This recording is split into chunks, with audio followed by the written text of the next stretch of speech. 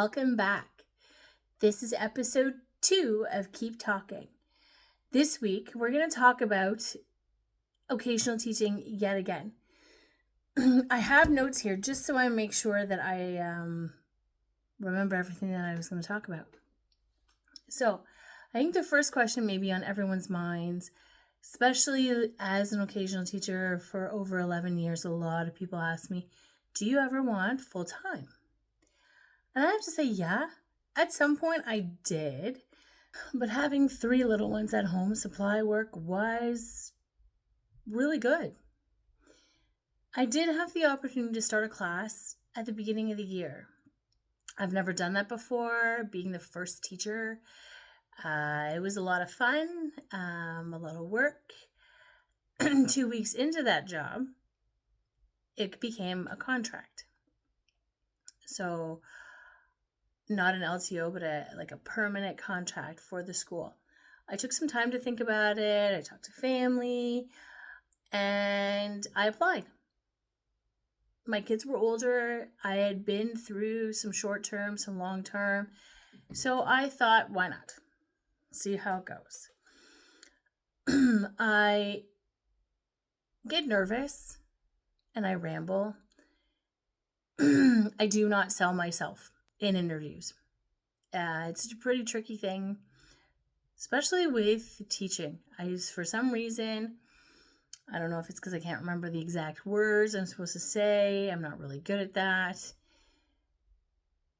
But I studied for it while making classes and teaching and stuff like that. I had an interview with 2 principals first thing in the morning before classes. It was crazy trying to teach afterwards, after all the nerves. But it was nerve-wracking, but I got through the day. The kids were awesome. And yeah, I had great references. I think I did okay during the interview, but who knows. And I even had a parent send in a reference for me. But I didn't get it. I think, if I remember correctly, the reason was I needed more experience, which is laughable because I've been teaching a whole bunch of years. But whatever. On my last day, we were all sad. But I really tried to talk up the new teacher. Now, the new teacher I met on the last day, and she, I found out, was expecting a baby. Nothing against getting a job with a baby, but I felt bad for those students because they had me for a month, her for 2, and then another teacher again, because she didn't make it as long as because she went on medical leave before she had the baby. Those kids had 3 teachers that year. So that's a lot. I'm sorry, but something's got to change in how we hire teachers. 3 teachers in 1 year is a lot. I don't know what it is, but wouldn't the school or the school board have already known what teachers they needed and had hired before instead of bringing in a supply and then doing a contract? I don't know. At that point, I decided not to pursue a contract because of all the office politics and everything like that. I didn't want to get involved in all the things I hear from teachers. I decided I'm done. But I do believe there needs to be a better policy for occasional teachers. I'm not sure how everybody else's works, but for where I work, we have a call system.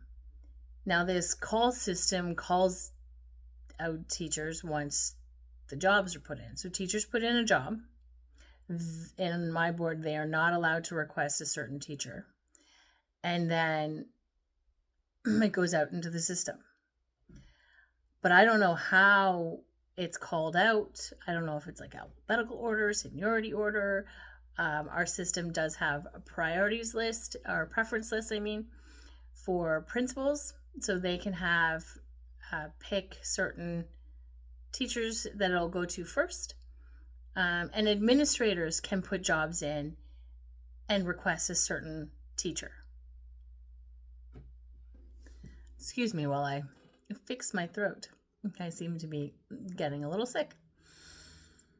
So it just goes down the list. I don't know, again, if it's alphabetical, seniority. I don't know how it works. And then whatever person doesn't pick it up, it goes to the next one. I know the union and many occasional teachers do not like the preferred list system. I quote my union by saying, it's an evaluation of a colleague. It opens the doors to blatant favoritism and reduces the just distribution of work so everyone can make a living. So I'm going to just go through that one by one. Yes, it is an evaluation of my work ethic and my ability to teach in a classroom. If a teacher requests me again, in my mind, it's because I worked really hard. Because I did. I went into the school system in my late 20s. I didn't know anybody. I worked really hard to make a name for myself. So it does show evaluation of me and who I am as a person and as a teacher. It is favoritism because I show up early. I clean up. I write detailed notes so that the teacher knows how the day went and what got done, what got missed. Teachers want those reliable occasional teachers so that they know that their classroom will be run, even if they're sick and they have limited notes. I learned that early on in my career as an occasional teacher. Lastly, I have to break it to you, new occasional teachers. It is not a career for you to pay bills all by yourself. It's a great second income, but it is not for the single person. Many occasional teachers work 2 jobs, either at 2 different boards to fill in the gap, or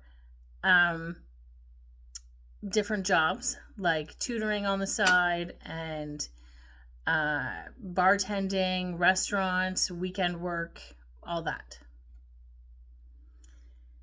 The board and the union do not like people like me because I only work in a specific area and I only pick specific schools that are close to me for my kids because we have after school stuff and I don't want to be I think the furthest school from where I live is about 40 minutes. And if it's a late school, because all our schools start at different times, so if it's an early school, it might not be too bad. But if it's a later school, that would be harsh because my kids who live, their school's 5 minutes from my house. It's an early school. So if I'm a half an hour away at a late school that ends at 3:30, I'm not going to make it home in time to pick up my daughter after her after school stuff. Like, it's not going to work. With all the supplies we have and more being hired every year, it's curious why jobs don't get filled. I kind of did some research this week to see if I would get a call from the call system instead of going in, because I can go in and check and then pick a job if I so choose. I got a call. The only call I got was late Wednesday, and I didn't even get a call. I just got an email, but it was late, like almost 10 o'clock, which rarely happens. So I didn't even notice it. That's the only call I've gotten all week. So what is the deeper reason why these jobs aren't getting filled? Is it the call system? Are there specific reasons why teachers won't go to certain areas or certain schools? I'm not sure. Occasional teachers, I do feel, are left out of the loop.